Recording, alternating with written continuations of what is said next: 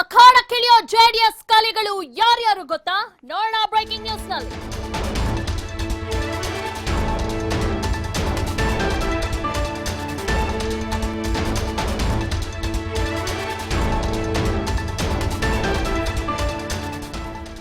ಅಖಾಡಕ್ಕಿಳಿಯೋ JDS ಕಲಿಗಳು ಯಾರು ಗೊತ್ತಾ? ಮೈತ್ರಿಯಲ್ಲಿ JDS ತೆಕ್ಕೆಗೆ ಈಗ 7 ಲೋಕಸಭಾ ಕ್ಷೇತ್ರಗಳು ಫಿಕ್ಸ್ ಆಗಿದೆ. ಜೆಡಿಎಸ್ ಸಂಭಾವ್ಯ ಅಭ್ಯರ್ಥಿಗಳ ಪಟ್ಟಿ ಟಿವಿ5ಗೆ ಲಭ್ಯವಾಗಿದೆ. ಬೆಂಗಳೂರು ಉತ್ತರ, ಮೈಸೂರು, ಹಾಸನ, ಮಂಡ್ಯ, ಶಿವಮೊಗ್ಗ, ಉತ್ತರ ಕನ್ನಡ, ವಿಜಯಪುರ ಈಗ ಜೆಡಿಎಸ್ ಪಾಲಾಗಿದೆ. ಸೊ ಒಟ್ಟಾರೆ ಏನು ಈ ಹಿಂದೆ 7 ಲೋಕಸಭಾ ಕ್ಷೇತ್ರಗಳನ್ನ ಡಿಮಾಂಡ್ ಇಟ್ಟಿದ್ರು ಜೆಡಿಎಸ್, ಅವ್ರಿಗೆ ಈಗ 7 ಲೋಕಸಭಾ ಕ್ಷೇತ್ರಗಳು ಫಿಕ್ಸ್ ಆಗಿದೆ.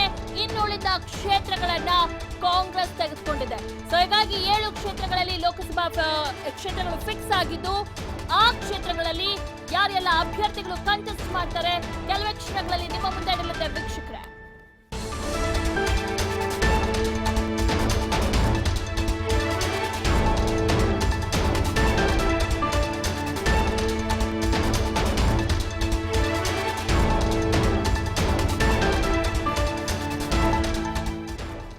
ಜೆಡಿಎಸ್ ಸಂಭಾವ್ಯ ಅಭ್ಯರ್ಥಿಗಳ ಪಟ್ಟಿ ಯಾರ್ಯಾರು ಅಂತ ನೋಡೋಣ. ಯಾರ್ಯಾರು ಸ್ಪರ್ಧೆ ಮಾಡ್ತಾ ಇದ್ದಾರೆ ಆ 7 ಕ್ಷೇತ್ರಗಳಿಂದ ಅಂತ ಬನ್ನಿ ನೋಡೋಣ. ಮೊದಲನೇದಾಗಿ ಬೆಂಗಳೂರು ಉತ್ತರ ಅಥವಾ ಮೈಸೂರಿಂದ ಎಚ್.ಡಿ. ದೇವೇಗೌಡರು ಸ್ಪರ್ಧೆ ಮಾಡುವ 2-3 ದಿನದಲ್ಲಿ ಫೈನಲ್ ಮಾಡ್ಕೋತಾರೆ. ಅಂದ್ರೆ ಮೈಸೂರಿಂದ ಸ್ಪರ್ಧೆ ಮಾಡ್ಬೇಕಾ ಅಥವಾ ಬೆಂಗಳೂರು ಉತ್ತರದಿಂದ ಸ್ಪರ್ಧೆ ಮಾಡ್ಬೇಕಾ ಅಂತ.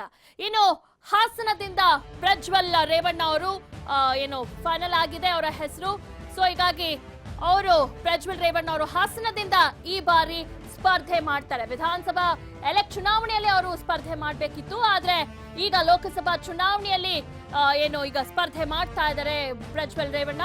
ಇನ್ನು ಮಂಡ್ಯದಿಂದ ನಿಖಿಲ್ ಕುಮಾರಸ್ವಾಮಿ, ಫೈನಲ್ ಆಗಿ ಒಂದು ಟಫ್ ಫೈಟ್ ಇತ್ತು ಮಂಡ್ಯದಿಂದ. ನಿಖಿಲ್ ಕುಮಾರಸ್ವಾಮಿ ಅವರು ಕೊನೆ ಕ್ಷಣದಲ್ಲಿ ನಾನು ಮಂಡ್ಯದಿಂದ ಸ್ಪರ್ಧೆ ಮಾಡ್ತೀನಿ ಅಂದಾಗ ಸಹಜವಾಗಿ ಸಾಕಷ್ಟು ಆಶ್ಚರ್ಯ ಆಯ್ತು. ಯಾಕಂದ್ರೆ ಯಾವತ್ತು ನಾನು ರಾಜಕೀಯಕ್ಕೆ ಸ್ವಲ್ಪ ದಿನ ನಂತರ ಪ್ರವೇಶ ಮಾಡ್ತೀನಿ ಅಂತ ಹೇಳ್ತಿದ್ದಂತೆ Nikhil Kumaraswamy all of a sudden ಒಂದು ಸರ್ಪ್ರೈಸ್ ಕೊಟ್ಟು ನಾನು ಮಂಡ್ಯ ಕ್ಷೇತ್ರದಿಂದ ಸ್ಪರ್ಧೆ ಮಾಡ್ತಿದ್ದೀನಿ ಅಂತ.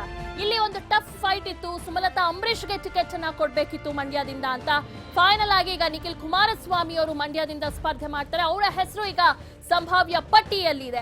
ಇನ್ನು ಶಿವಮೊಗ್ಗದಿಂದ ಮಧು ಬಂಗಾರಪ್ಪ ಅವರು, ಇನ್ಫ್ಯಾಕ್ಟ್ ಬೈ ಎಲೆಕ್ಷನ್ ನಲ್ಲಿ BY ರಾಘವೇಂದ್ರಗೆ ಒಂದು ಟಫ್ ಫೈಟ್ ಅನ್ನ ಕೊಟ್ಟಿದಂತ ಮಧು ಬಂಗಾರಪ್ಪ ಅವರು ಈ ಬಾರಿ ಲೋಕಸಭಾ ಚುನಾವಣೆಯಲ್ಲಿ ಅವರ ಹೆಸರು ಕೂಡ ಏನು ಸಂಭಾವ್ಯ ಪಟ್ಟಿಯಲ್ಲಿದೆ.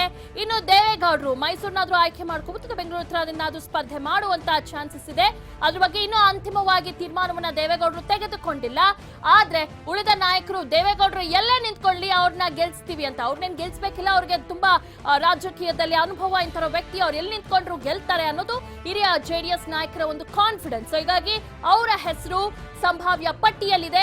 ಬಟ್ ಬೆಂಗಳೂರು ಉತ್ತರನ ಅಥವಾ ಮೈಸೂರಿನಿಂದ ಸ್ಪರ್ಧೆ ಮಾಡ್ತಾರೆ ಅನ್ನೋದು ಇನ್ನು ಫೈನಲೈಸ್ ಆಗಿಲ್ಲ. ಎಚ್.ಡಿ. ದೇವೇಗೌಡರು ಎಲ್ಲಿಂದ ಸ್ಪರ್ಧೆ ಮಾಡ್ತಾರೆ ಅನ್ನೋದು. ಇನ್ನುಳಿದರೆ ಎಂದಿನಂತೆ ಅವರ ಮೊಮ್ಮಕ್ಕಳು, ಒಬ್ರು ಹಾಸನದಿಂದ ಸ್ಪರ್ಧೆ ಮಾಡ್ತಾರೆ, ಒಬ್ಬ ಮೊಮ್ಮಗ, ಇನ್ನೊಬ್ಬ ಮಂಡ್ಯದಿಂದ ಸ್ಪರ್ಧೆ ಮಾಡ್ತಾರೆ. ಸೊ ಹೀಗಾಗಿ ಈ ಬಾರಿ ಇಬ್ರು ಮೊಮ್ಮಕ್ಕಳು ಲೋಕಸಭಾ ಚುನಾವಣೆಗೆ ಸ್ಪರ್ಧೆ ಮಾಡ್ತಾ ಇರುವಂತದ್ದು. ಒಬ್ರು ಹಾಸನದಿಂದ ಪ್ರಜ್ವಲ್ ರೇವಣ್ಣ ಅವರು ಸ್ಪರ್ಧೆ ಮಾಡ್ತಾ ಇದ್ದಾರೆ. ಇನ್ನೊಂದು ಕಡೆ ನಿಖಿಲ್ ಕುಮಾರಸ್ವಾಮಿ ಅವರು ಮಂಡ್ಯದಿಂದ ಸ್ಪರ್ಧೆ ಮಾಡ್ತಾರೆ. ಇಬ್ರು ಕೂಡ ಯಂಗ್ಸ್ಟರ್ಸ್. ಜೊತೆಗೆ ಈಗಾಗಲೇ ಹಾಸನದಲ್ಲಿ ಕ್ಯಾಂಪೇನಿಂಗ್ ಕೂಡ ಇವತ್ತು ಪ್ರಜ್ವಲ್ ರೇವಣ್ಣ ಅವರು ಶುರು ಮಾಡಿದ್ದಾರೆ. ಸೊ ಹೀಗಾಗಿ ಈ ಹಿಂದಿನಿಂದಲೂ ಕೂಡ ಯಾವಾಗ ಚುನಾವಣೆಗೆ ಸ್ಪರ್ಧೆ ಮಾಡ್ತಾರೋ ಅನ್ನೋದನ್ನ ಪ್ರಜ್ವಲ್ ಅವರ ಕಾರ್ಯಕರ್ತರು ಕಾಯ್ತಾ ಇದ್ರು. ವಿಧಾನಸಭೆ ಚುನಾವಣೆಯಲ್ಲೇ ಸ್ಪರ್ಧೆ ಮಾಡಬೇಕಿತ್ತು, ಬಟ್ ಅನ್ಫಾರ್ಚುನೇಟ್ಲಿ ಅವ್ರಿಗೆ ಲೋಕಸಭಾ ಚುನಾವಣೆಯಲ್ಲಿ ಸ್ಪರ್ಧೆ ಮಾಡ್ತಾರೆ ಅನ್ನೋದು ಫೈನಲೈಸ್ ಆಗಿದೆ. ಈಗ ಅವರ ಹೆಸರು ಸಂಭಾವ್ಯ ಪಟ್ಟಿಯಲ್ಲಿ ಇದೆ. ಈ ಬಗ್ಗೆ ಹೆಚ್ಚಿನ ಮಾಹಿತಿಯನ್ನ ನೀಡ್ತಾರೆ ನಮ್ಮ ಪೊಲಿಟಿಕಲ್ ರಿಪೋರ್ಟರ್ ಕಿರಣ ನೇರ ಸಂಪರ್ಕದಲ್ಲಿ. ಎಸ್ ಕಿರಣ, ಅಂತೂ ಇಂತೂ ಜೆಡಿಎಸ್ ಸಂಭಾವ್ಯ ಪಟ್ಟಿ ಈಗ ಫೈನಲ್ ಆಗಿದೆ. ಮೊದಲನೇದಾಗಿ ಮಾಜಿ ಪ್ರಧಾನಿ ದೇವೇಗೌಡರಿಂದ ಶುರು ಮಾಡ್ತಾರ. ಅವರು ಬೆಂಗಳೂರು ಉತ್ತರದಿಂದ ಸ್ಪರ್ಧೆ ಮಾಡ್ತಾರಾ ಅಥವಾ ಮೈಸೂರಿಂದ ಸ್ಪರ್ಧೆ ಮಾಡ್ತಾರಾ? ದಿವ್ಯಾ, ಈಗಾಗಲೇ ಏನು 12 ಕ್ಷೇತ್ರಗಳ ಬೇಡಿಕೆ ಇಟ್ಟಂತಹ JDS ವರಿಷ್ಠರು ಇದೀಗ 7 ಕ್ಷೇತ್ರಕ್ಕೆ ಬಂದು ಇಳಿಕೆಯನ್ನ ಮಾಡಿರುವಂಥದ್ದು. ಇವತ್ತು ಸಹ ಮತ್ತೊಂದು ಕ್ಷೇತ್ರವನ್ನ ಚೌಕಾಸಿ ಮಾಡಲಿಕ್ಕೆ ರಾಹುಲ್ ಗಾಂಧಿ ಅವರ ಬಳಿ ಹೋಗಿ ಡ್ಯಾನಿಶ್ ಅಲಿ ಅವರು ಹೋಗಿ ಮಾತುಕತೆ ಮಾಡಲಿಕ್ಕೆ ಹೋಗ್ತಾರೆ. ಆದರೆ ರಾಹುಲ್ ಗಾಂಧಿ ಅವರು ಚೆನ್ನೈಗೆ ಹೋಗಿರುವಂತಹ ಒಂದು ನಿಟ್ಟಿನಲ್ಲಿ ಅಲ್ಲಿ ಹೋಗಿ ಅವರನ್ನ ಭೇಟಿ ಮಾಡಿ ಮಾತನಾಡಲಿಕ್ಕೆ ಸಾಧ್ಯವಾಗಲಿಲ್ಲ.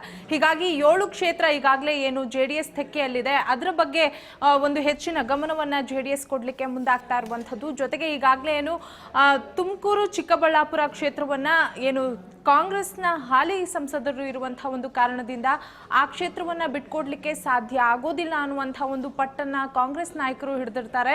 ಜೊತೆಗೆ ಮೈಸೂರನ್ನು ಸಹ ನಾವು ಕೊಡ್ಲಿಕ್ಕೆ ಸಾಧ್ಯ ಇಲ್ಲ ಅನ್ನುವಂತಹ ಒಂದು ಪಟ್ಟನ್ನ ಸಿದ್ದರಾಮಯ್ಯ ಅಂದ್ರೆ ಮಾಜಿ ಸಿಎಂ ಸಿದ್ದರಾಮಯ್ಯ ಏನಿದ್ದಾರೆ ಅವರು ಸಹ ಒಂದು ಪಟ್ಟನ್ನ ಹಿಡಿದಿರ್ತಾರೆ. ನಾವು ಆ ಕ್ಷೇತ್ರವನ್ನ ಬಿಟ್ಕೊಟ್ಬಿಟ್ರೆ ನಮ್ಮ ಸ್ಟ್ರೆಂತ್ ಏನಿದೆ ಅದು ಲಾಸ್ ಆಗುತ್ತೆ, ಮತ್ತೆ ನಮ್ಮ ಸಂಸದರು ಮೈಸೂರಿನಲ್ಲಿ ಹೆಚ್ಚಿನ ಪ್ರಮಾಣದಲ್ಲಿ ಇರುವಂತಹ ಒಂದು ನಿಟ್ಟಿನಲ್ಲಿ JDSಗೆ ಆ ಕ್ಷೇತ್ರವನ್ನ ಬಿಟ್ಟು ಕೊಡೋದು ಬೇಡ ಅನ್ನುವಂತಹ ಒಂದು ಹೇಳಿಕೆಯನ್ನ ಕೊಟ್ಟಿದ್ರು. ಆದ್ರೆ ನಿನ್ನೆ ರಾಹುಲ್ ಗಾಂಧಿ ಅವರನ್ನ ಭೇಟಿ ಮಾಡಿ ಬಂದ ನಂತರ ಬಹುತೇಕ ಮೈಸೂರು ಏನಿದೆ ಅದು JDS ಪಾಲಾಗಿದೆ ಅನ್ನುವಂತಹ ಒಂದು ಮಾಹಿತಿ ಲಭ್ಯವಾಗ್ತಾ ಇರುವಂತದ್ದು. ಜೊತೆಗೆ ದೇವೇಗೌಡರು ಆ ಕ್ಷೇತ್ರದಿಂದ ಒಂದು ಸ್ಪರ್ಧೆಯನ್ನ ಮಾಡಿದ್ರೆ ಮೈಸೂರು ಭಾಗವನ್ನ ನಾವು ಕೊಡ್ತೇವೆ ಅನ್ನುವಂತಹ ಒಂದು ಹೇಳಿಕೆಯನ್ನ ಕೊಟ್ಟಿರುವಂತದ್ದು. ಯಾಕೆಂತ ಹೇಳಿದ್ರೆ ಈಗಾಗಲೇ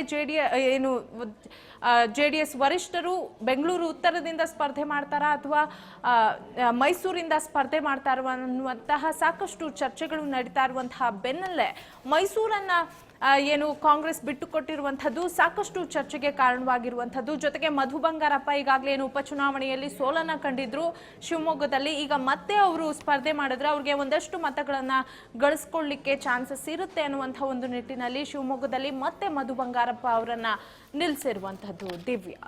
ಓಕೆ ಕಿರಣ.